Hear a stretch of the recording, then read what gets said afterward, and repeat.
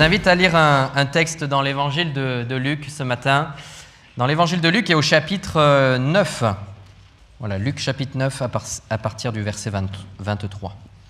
Puis, il dit à tous, « Si quelqu'un veut venir après moi, qu'il renonce à lui-même, qu'il se charge chaque jour de sa croix et qu'il me suive. Car celui qui voudra sauver sa vie la perdra, mais celui qui la perdra à cause de moi la sauvera. Et que servirait-il à un homme de gagner tout le monde, s'il se détruisait ou se perdait lui-même ? Car quiconque aura honte de moi et de mes paroles, le Fils de l'homme aura honte de lui quand il viendra dans sa gloire et dans celle du Père et des saints anges. Je vous le dis, en vérité, quelques-uns de ceux qui sont ici ne mourront point, qu'ils n'aient vu le royaume de Dieu. » Environ 8 jours après qu'il eut dit ces paroles, Jésus prit avec lui Pierre, Jean et Jacques, et il monta sur la montagne pour prier. Pendant qu'il priait, l'aspect de son visage changea, et son vêtement devint d'une éclatante blancheur. Et voici, 2 hommes s'entretenaient avec lui. C'étaient Moïse et Élie, qui, apparaissant dans la gloire, parlaient de son départ, qu'il allait accomplir à Jérusalem. Pierre et ses compagnons étaient appesantis par le sommeil, mais s'étant tenus éveillés, ils virent la gloire de Jésus et les 2 hommes qui étaient avec lui. Au moment où ces hommes se séparaient de Jésus, Pierre lui dit, « Maître, il est bon que nous soyons ici. Dressons 3 tentes, une pour toi, une pour Moïse et une pour Élie. » Il ne savait ce qu'il disait. Comme il parlait ainsi, une nuée vint les couvrir, et les disciples furent saisis de frayeur en les voyant entrer dans la nuée. Et de la nuée sortit une voix qui dit, « Celui-ci est mon fils élu, écoutez-le. » Quand la voix se fit entendre, Jésus se trouva seul. Les disciples gardèrent le silence et ils ne racontèrent à personne en ce temps-là rien de ce qu'ils avaient vu. Amen. Ce matin, je voulais vous poser cette question. C'est quoi qui vous motive à écouter ? Vous pouvez déjà réfléchir en vous-même. Qu'est-ce qui vous motive à écouter ? Moi, pour la petite anecdote, ça ne me motivait pas trop quand un professeur me parlait. Oui, je suis désolé. J'avais du mal, je n'étais pas très très bon étudiant et j'avais du mal à me motiver. Il fallait vraiment que ça m'intéresse. Sinon, j'étais vraiment prêt à lâcher rapidement et ce n'était pas gagné pour moi. Alors oui, pour moi, écouter un prof en cours, ce n'était pas toujours simple, selon la matière en plus. Et la question ce matin, c'est quoi qui vous motive donc à écouter, mais à écouter vraiment ? Ce texte sur la transfiguration, c'est un texte que j'aime beaucoup évidemment, je pense comme tous ici, et que j'ai prêché aussi quelques fois. Et aujourd'hui, je voulais m'arrêter sur ce passage qui m'a vraiment marqué, qui m'a frappé. Ces 2 mots. Au verset 35, juste avant, il est dit « Et de la nuée sortit une voix qui dit « Celui-ci est mon fils élu. » Et il est dit « Écoutez-le. Écoutez-le. » Et là, on voit toute l'importance. Un texte qui est extraordinaire, qui bouleverse. On se dit qu'à la place aussi des disciples, ça devait être quelque chose d'impressionnant. Et je crois que là, il y a comme une sorte de résumé. Écoutez-le. Voilà ce que vous avez vécu maintenant. Écoutez-le. Ce matin, j'aimerais qu'on puisse retenir ce que Dieu fait pour que nous l'écoutions. Ce que Dieu met en place pour que nous puissions l'écouter. Pas l'écouter comme moi j'écoutais les profs. L'écouter de tout notre cœur. Ce que Dieu met en place, ce que Dieu fait pour que nous puissions véritablement l'écouter.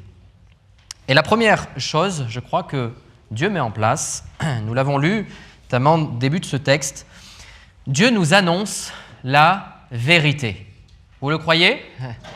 Dieu nous annonce la vérité. Et je crois que ça c'est important déjà. Quand on se concentre et qu'on écoute quelque chose, quelqu'un, je crois que quand on nous dit la vérité, on a les oreilles un petit peu plus attentives que quand on sait que c'est n'importe quoi, que c'est des mensonges, ou que ce qu'on nous annonce n'est pas vrai. Je crois que Dieu nous annonce la vérité. Voilà un moyen pour l'écouter véritablement. Seigneur, tu nous dis la vérité. Dans Luc chapitre 9, verset 24, il est dit « Car celui qui voudra sauver sa vie la perdra. Il y a au début de ce texte des choses compliquées aussi pour nous à lire, à entendre, parfois à expliquer. Et Dieu, je crois qu'il ne nous ment pas sur notre situation de pécheur. Dieu n'embellit pas la chose, ne nous dit pas « ne vous inquiétez pas, on va faire un petit compromis et tout ira bien ». Je crois que le Seigneur, il est, on peut dire, cash avec nous et il vaut mieux ça, parce que c'est la vérité. Dieu ne nous ment pas sur notre situation de pécheur. Je suis pécheur, on est des pécheurs et nous avons besoin de la grâce. Nous avons besoin d'entendre la vérité.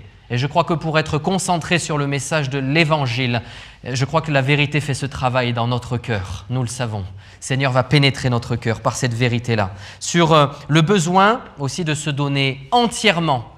Des fois, on peut écouter à moitié sans se donner entièrement, mais je crois que Dieu nous dit vraiment la vérité, ne nous cache rien pour que nous puissions faire pénétrer ce message entièrement dans notre cœur et qu'il puisse alors avoir tout son effet.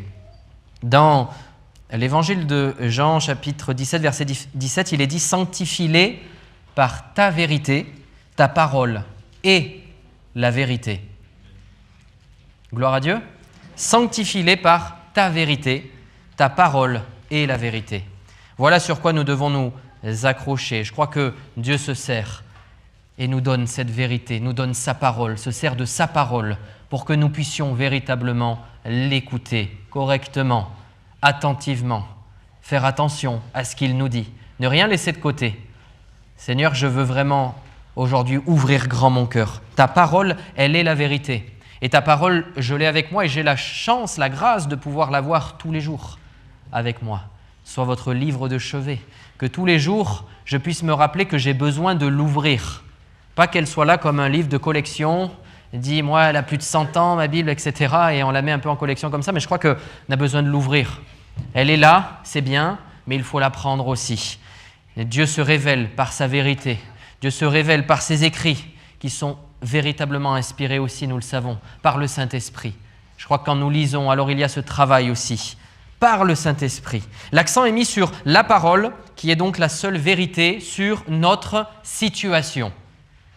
Je crois que nulle part ailleurs, nous pouvons trouver la vérité sur notre situation de pécheur et qu'il nous faut la grâce, l'intervention de Jésus, la croix et Jésus qui s'est donné pour nous. Parce que Dieu nous a donné son Fils. Et je crois que ces choses-là, que ces paroles-là, nous les avons dans la Bible. Et nous devons absolument nous appuyer dessus. C'est la parole qui est la seule vérité sur notre situation. Nous entendons la vérité et je crois qu'il nous faut alors ouvrir grand les oreilles. Et ce matin, Dieu nous rappelle et nous dit « Écoutez-moi ». Dans le texte, il est dit « Écoutez-le ». Et Dieu nous dit ce matin « Écoutez-moi ». Dans tout ce que vous vivez, dans tout ce que vous traversez, écoutez-moi. Et je crois que c'est urgent de l'écouter. Je ne sais pas si vous le croyez aussi, mais je crois que oui. Je crois que c'est urgent de l'écouter. Parce qu'on peut être déstabilisé par tellement de moyens, tellement de choses qui peuvent nous environner. Et je crois qu'alors mettre toute notre attention sur l'écouter, c'est pour nous quelque chose de bon, quelque chose que nous devons faire.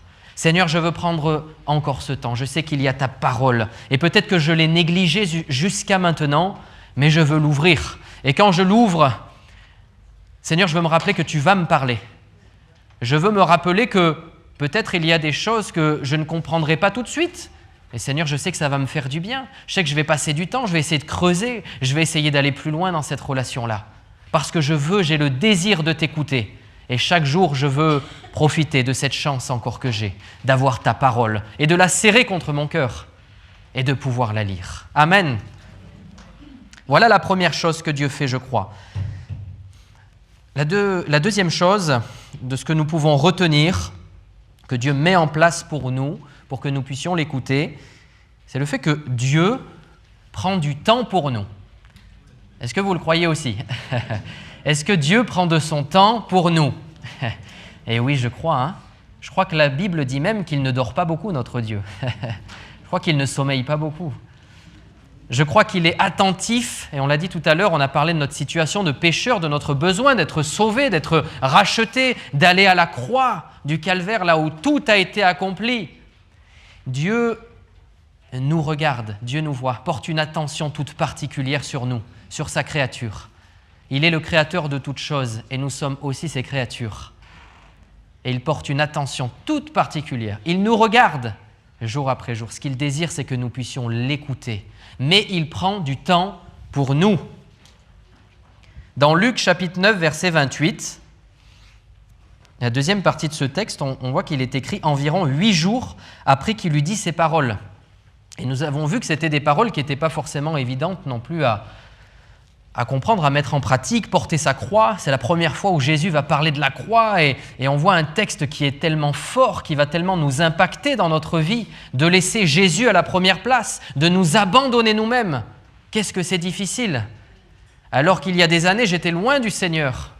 Je croyais en Dieu, mais j'étais loin de ce que la Bible enseignait, de me plonger en Jésus-Christ. Et jamais j'aurais pu dire, mais Seigneur, je vais vivre cette vie-là, mais parce que j'ai besoin de toi, Seigneur. J'ai besoin de m'approcher de toi, de t'écouter. Parce que les paroles qui vont être prononcées pour nous, c'est impossible humainement. Niveau charnel, c'est tellement compliqué. Quand il va dire qu'il renonce à lui-même, renoncez à vous-même.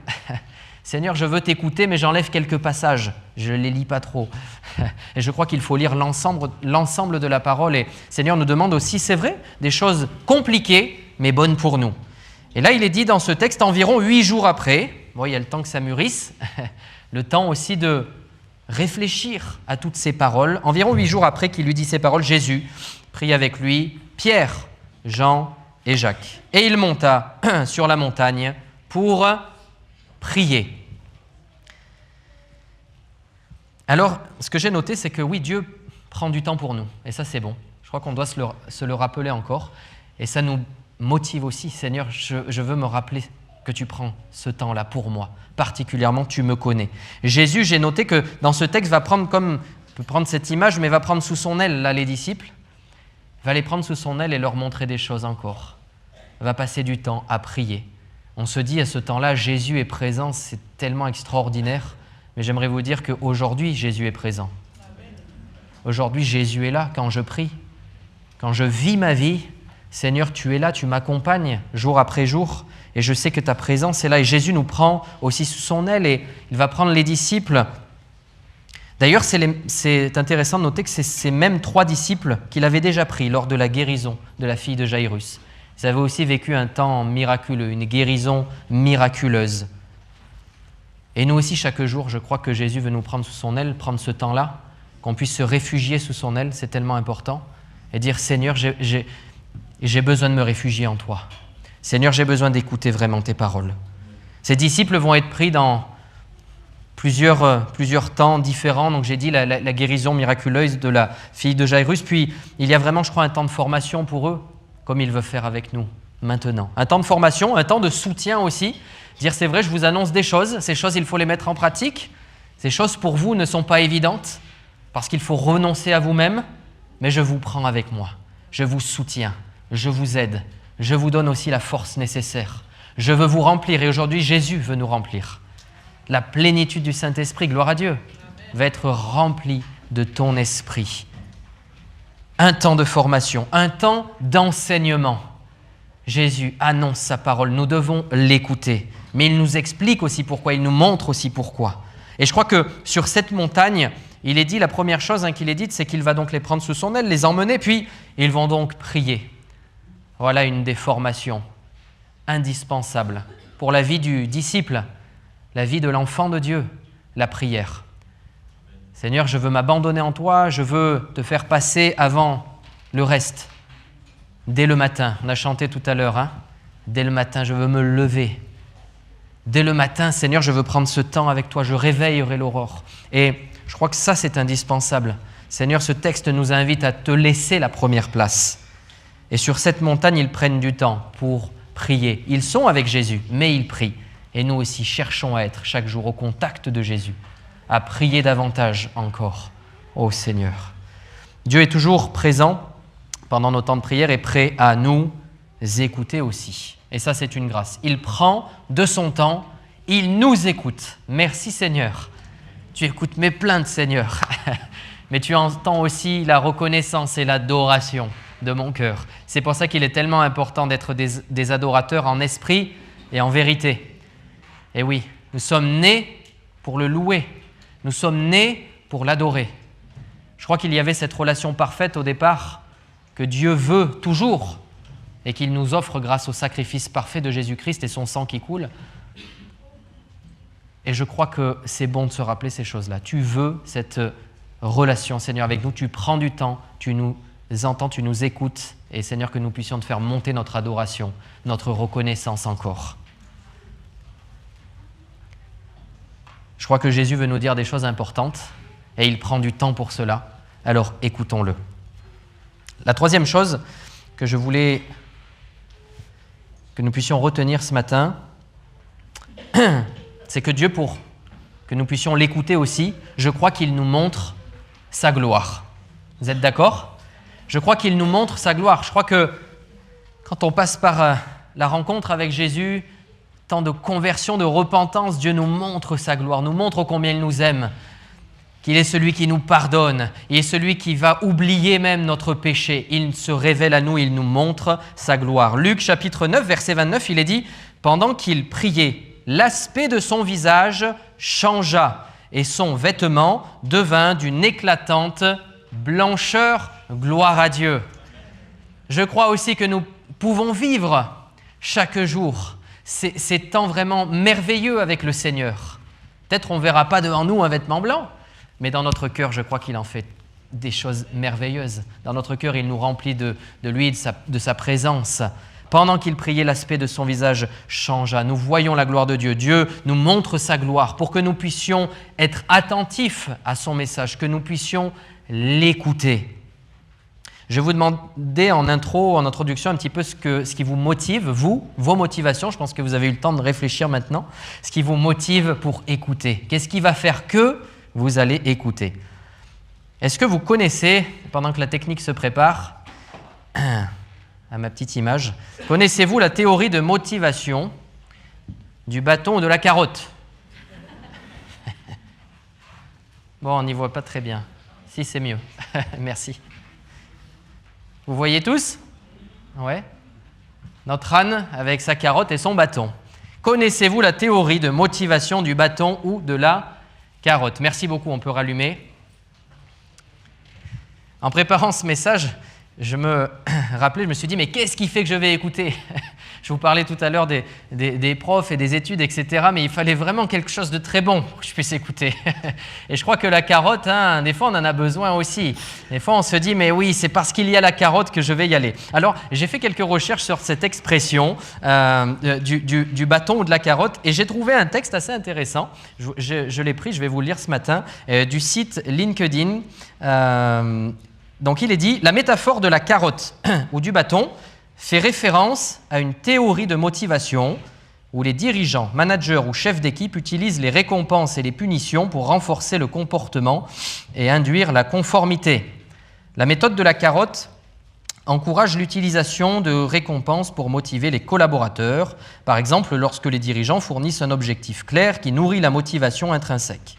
A l'inverse, la méthode du bâton utilise la punition pour encourager la conformité et le respect des règles. Je vous invite à être attentif sur la deuxième partie du texte, que je trouvais très intéressante.